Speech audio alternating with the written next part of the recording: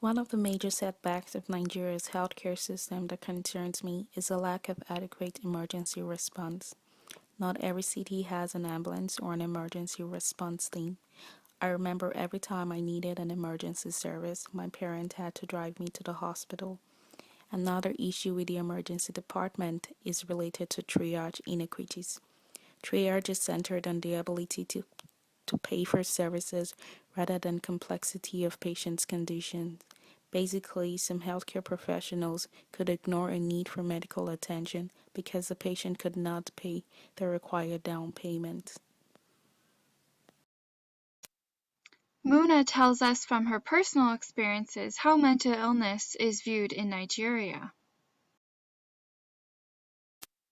Muna explains how mental health disease is still an invisible disease in Nigeria and that many individuals with mental illness are labeled as crazy.